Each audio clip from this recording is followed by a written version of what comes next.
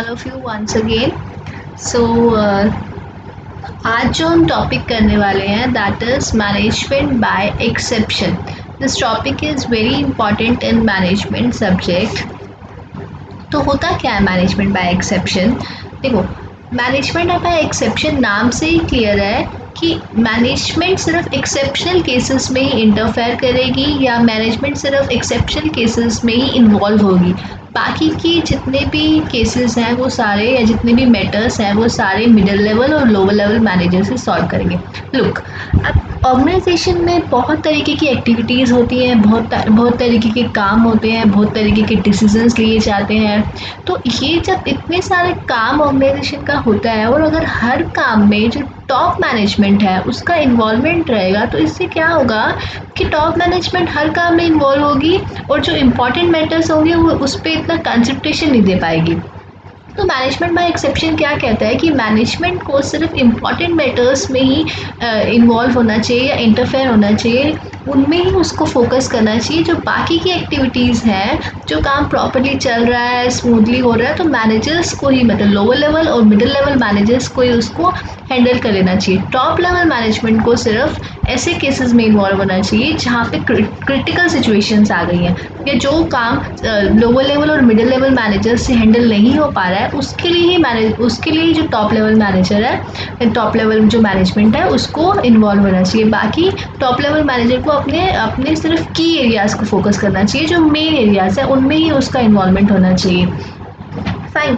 इससे क्या होता है, इससे बहुत बेनिफिट्स होंगे. एक तो मैनेजमेंट छोटे छोटे टॉपिक्स में इन्वॉल्व नहीं होगा तो वो बड़े मैटर्स पे अच्छे तरीके से सोच पाएगा, उनको टाइम मिलेगा, उनके पास उनके एफर्ट्स बहुत ज़्यादा वेस्ट नहीं होंगे. तो और एक सेकेंडली टॉप मिडिल लेवल और लोअर लेवल को भी थोड़ा सा एक कॉन्फिडेंस आएगा कि yes they can handle the affairs of the company properly. वो अच्छे तरीके से सब कुछ हैंडल कर पा रहे हैं. तो अब एग्जाम्पल लो, अगर मैं बोलूँ कि कॉलेज में हर छोटे मैटर के लिए तुम्हें परमिशन लेने के लिए प्रिंसिपल मैम के पास जाना पड़ेगा. तो प्रिंसिपल मैम के पास तो पूरा दिन यही लाइन लगी रहेगी कि अभी एक स्टूडेंट अपनी प्रॉब्लम लेके आ रहा है, फिर दूसरा स्टूडेंट अपनी प्रॉब्लम लेके आ रहा है, फिर कोई केस आ रहा है, फिर कोई केस आ रहा है. तो रेदर देन कि मैम अपने इंपॉर्टेंट मैटर्स को छोड़ के यही प्रॉब्लम्स को, स्टूडेंट्स की प्रॉब्लम को सॉल्व करती बैठेंगी तो इंपॉर्टेंट मैटर्स तो डिले हो जाएंगे और इस सब काम में वो लगी रहेंगी. अगर ये प्रॉब्लम्स या अगर ये कोई जो भी स्टूडेंट्स की प्रॉब्लम है वो उनके क्लास टीचर्स या उनके सब्जेक्ट टीचर्स सॉल्व कर सकते हैं तो इट इज़ गुड ना कि वहीं पे वो मैटर ख़त्म हो जाए, रेदर कि वो टॉप मैनेजमेंट तक जाए. तो दिस इज़ कि टॉप मैनेजमेंट को सिर्फ इम्पॉर्टेंट मैटर्स में ही इंटरफेयर इन्वॉल्व किया जाता है. That is management by exception.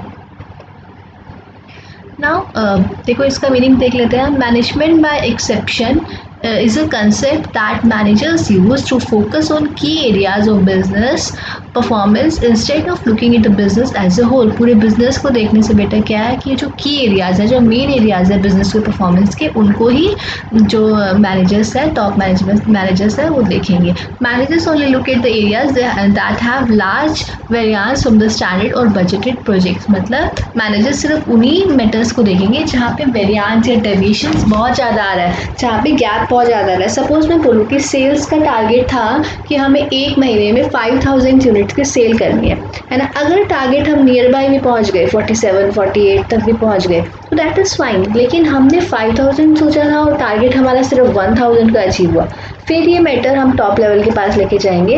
अगर कोई डेविएशन बहुत ज़्यादा नहीं आया है, बहुत हम आसपास ही पहुँचे हैं, तो फिर उस टाइम पे हम वो खुद ही हैंडल कर लेंगे कि हमारे 100 यूनिट 200 यूनिट क्यों कम हुआ, हमें इसे कैसे बढ़ाना चाहिए. तो वो टॉप लेवल के पास जाने का मैटर नहीं है. टॉप लेवल के पास हम तभी जाएंगे जहाँ पे जो हमारे वेरिएंसेस हैं, जो गैप है हमारा, जो हमने स्टैंडर्ड सेट किए थे और जो हमारा एक्चुअल में आया है आउटपुट, उसमें गैप बहुत ज़्यादा आ गया है, तो ही हम वो मैटर्स को लेके टॉप मैनेजमेंट के पास जाएंगे. The main objective of this system is to enable the manager to identify and isolate the problems that call for decision and action and avoid or ignore or pay less attention to less critical problems which better be handled by its subordinates. मतलब जो matters subordinates handle कर सकते हैं, जो subordinates के part पे possible हैं, उन पे managers को less attention देना चाहिए या फिर उनको ignore ही कर देना चाहिए, rather कि उनको ऐसी problems को focus करना चाहिए जो problems में decision लेना बहुत ज़रूरी है या जो एक्शंस इनको करना बहुत ज़रूरी है. तो ये इसका मेन ऑब्जेक्टिव है. Now if I talk about the advantages of management by exception, तो इसका सबसे बड़ा एडवांटेज क्या होगा, ये टाइम को सेव करेगा। मैनेजर्स छोटी छोटी प्रॉब्लम्स को पूरा दिन लेके बैठे रहेंगे तो बड़े बड़े मैटर्स को सॉल्व आउट कब करेंगे, वो बिजनेस एक्सपेंशन के बारे में कब सोचेंगे। तो इससे उनका जो टाइम है वो सेव होगा और वो सेव टाइम में कुछ प्रोडक्टिव कर सकते हैं, कुछ और अच्छा कर सकते हैं। ये काम तो हमारा सॉल्व हो ही गया, ये तो सबऑर्डिनेट्स कर ही सकते थे, उन्होंने कर ही लिया। अब मैनेजमेंट जिस टाइम पे फ्री हो गया तो उस टाइम पे, या टॉप मैनेजर जिस टाइम पे फ्री हो गया वो उस टाइम पे कुछ भी प्रोडक्टिव काम कर सकता है, कुछ भी आगे के लिए, फ्यूचर के लिए कुछ और प्लान अप कर सकता है। तो इससे क्या होता है, टाइम सेव होता है मैनेजर्स का। Second, concentrated efforts are possible as this system enable the manager to decide when and where he should pay his attention. It identifies crisis and critical problem. इससे क्या होगा, critical problems क्या है उनका हम आइडिया लगा सकते हैं। अगर हम छोटे छोटे मैटर्स को सॉल्व करते बैठेंगे तो जो टॉप मैनेजर है वो छोटे छोटे मैटर्स में ही इन्वॉल्व रह जाएगा, तो वो फ्यूचर में क्या चीज़ हो सकती है एनालिसिस करना या कोई भी क्या प्रॉब्लम्स हमें आ सकती है, उन सब चीज़ों पे तो उसका ध्यान ही नहीं जाएगा। तो इसकी वजह से मैनेजमेंट बाय एक्सेप्शन की वजह से वो हर चीज़ पे अटेंशन पे कर सकता है, वो हर क्रिटिकल सिचुएशन को पहले से ही एनालिसिस कर सकता है। Why? Because he is focusing on the important matters only. तो इसमें वो अपने बेटर एफर्ट्स लगा सकता है क्रिटिकल प्रॉब्लम्स को सॉल्व करने के लिए या आइडेंटिफाई करने के लिए फ्यूचर प्रॉब्लम्स को। तो this can be a very good advantage of management by exception.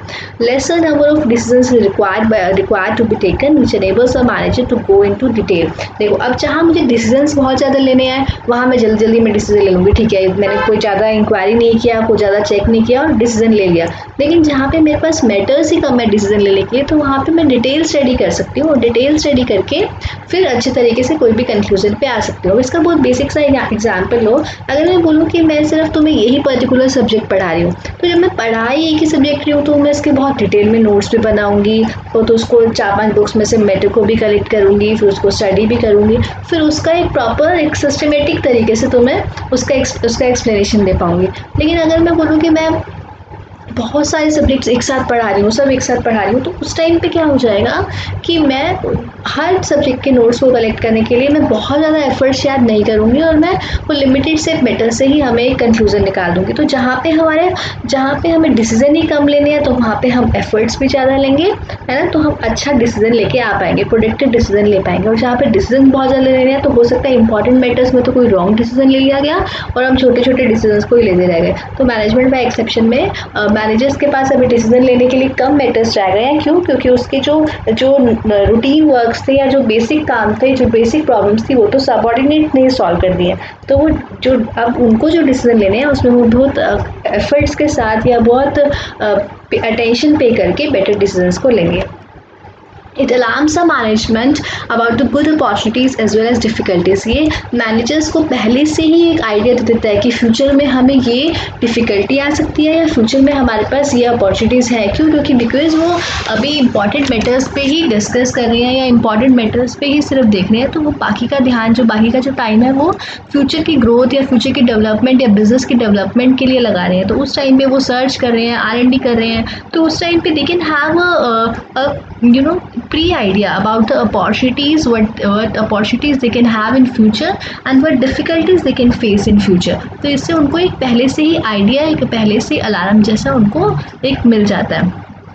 Next is it prevents management for over managing. Manager को सारा टाइम बहुत ज़्यादा मैनेज ही नहीं करना है। अब छोटे छोटे डिसीजन भी लेने हैं, सबऑर्डिनेट्स को भी मैनेज करना है, इस चीज़ों को भी मैनेज करना है, कोई भी प्रॉब्लम आ गई उसको भी मैनेज करना है। तो ओवर मैनेजिंग उनको नहीं करना है, उनको सिर्फ उतनी ही चीज़ें मैनेज करनी है जितनी चीज़ें उनको करनी चाहिए। छोटी छोटी चीज़ों को मैनेज करने के लिए लोअर लेवल और मिडिल लेवल मैनेजर्स हैं वो उसको देख लेंगे, रेदर कि इससे हम लोअर लेवल और मिडिल लेवल के जो मोराले हैं, जो उनका मोटिवेशन है, उसको भी बूस्ट कर रहे हैं। उनको भी एक कॉन्फिडेंस लेवल आता है कि हम अपने पार्ट पे कुछ प्रॉब्लम्स को सॉल्व कर पा रहे हैं। तो इस मैनेजमेंट बाय एक्सेप्शन से हम अपने लोअर लेवल और मिडिल लेवल में उनकी मोटिवेशन को भी बिल्डअप करते हैं, उनके कॉन्फिडेंस को भी बिल्डअप करते हैं और उनको भी फ्यूचर में किस तरीके से चीज़ों को हैंडल करना है उसका पहले से ही एक नॉलेज या एक एक्सपीरियंस आने लगता है। So this is all about management by exception. In this video we have covered the meaning and advantages of management by exception. So hope video अच्छा लगा होगा। If you like the video then please like the video and please subscribe to my channel. Thank you so much for listening.